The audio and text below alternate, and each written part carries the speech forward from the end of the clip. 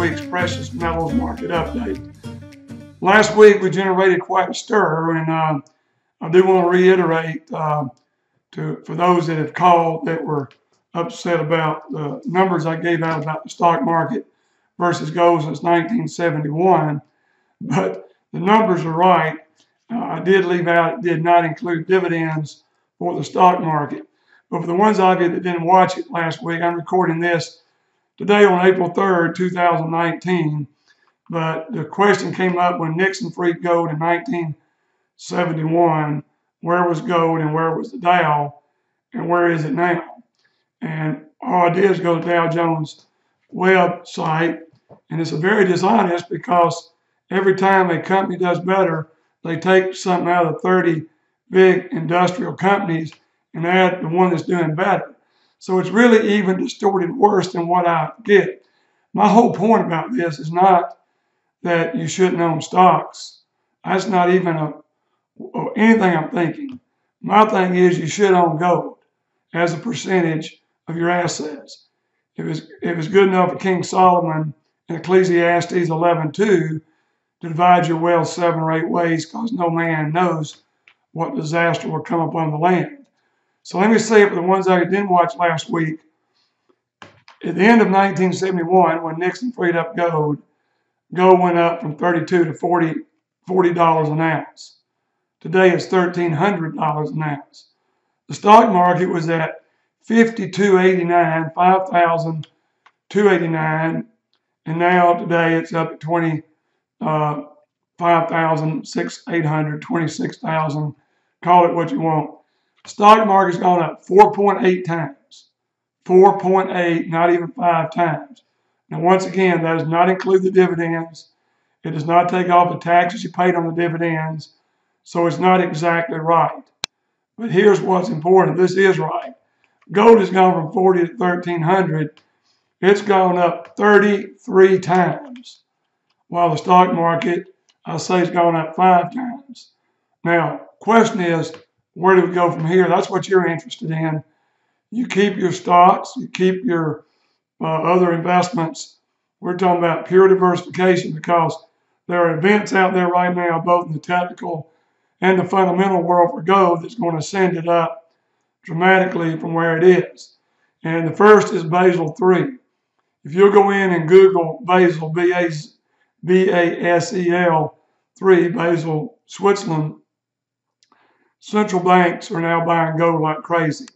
We saw last year's biggest purchase, 632 tons, and this year we haven't seen the figures yet for March, but based on January and February, we're going at 800 tons this year, and they're just going to continue to eat up.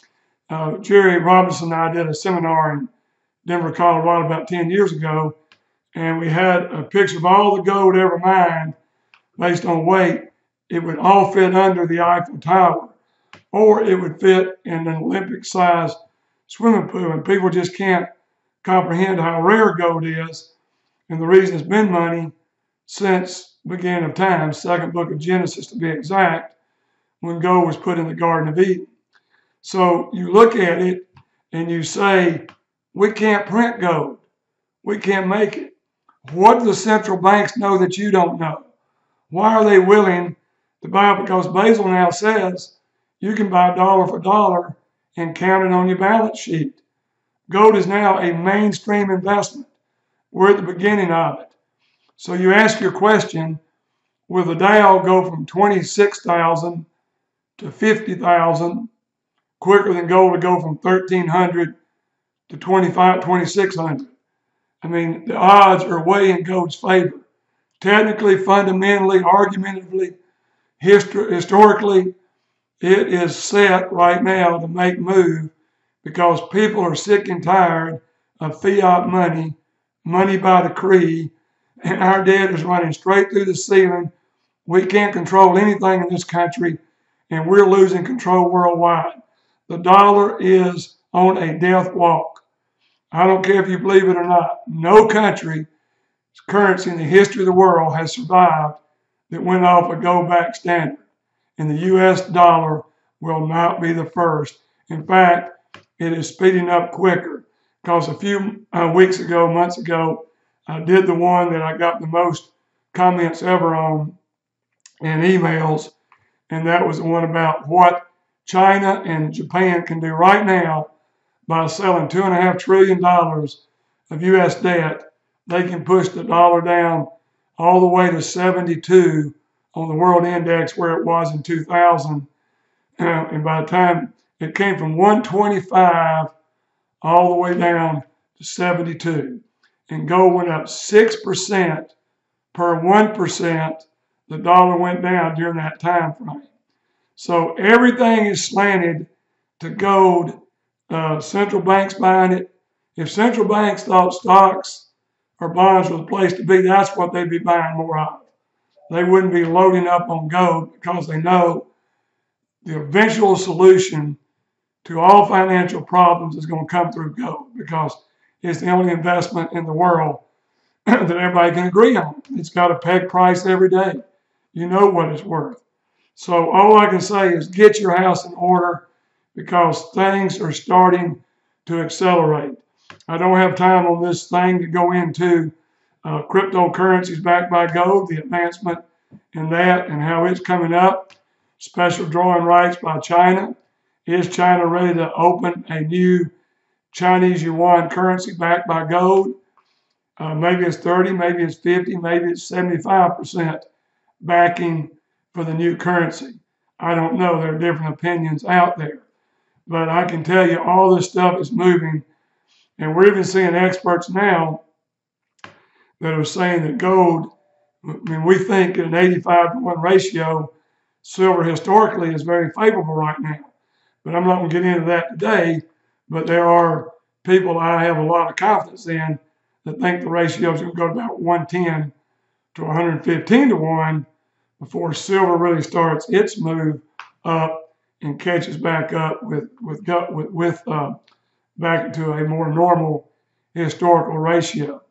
So we talked about a lot today, but I want to talk about specific things that we've talked about the last week. But gold is where it is, and I love silver, and I've got silver in my portfolio, but gold is still the bedrock because it is money.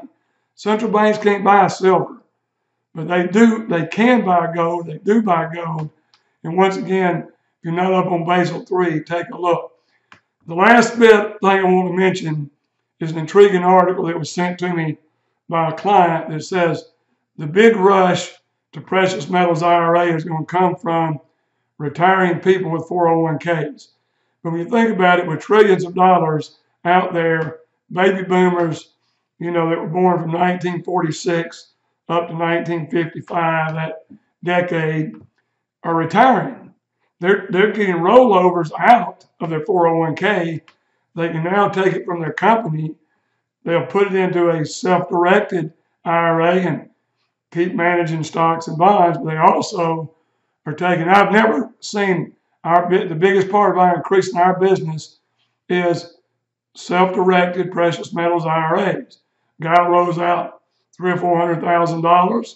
He keeps $300,000, $350,000 in gold in his standard investments, but he puts $50,000 to $100,000 into a self-directed precious metals IRA. We can be your custodian. I mean, we cannot be your custodian. We can be your broker. We can be your representative. We can talk to you about what mix to make.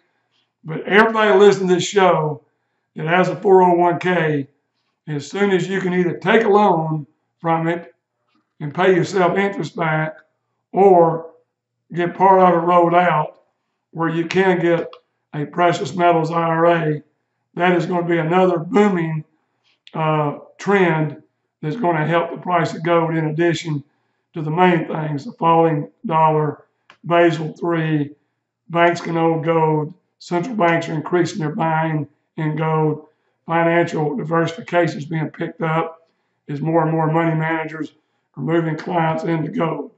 So hopefully this has cleared some of your emails, and just keep them coming. And I'll try to address your question if it's something I feel is good for the show.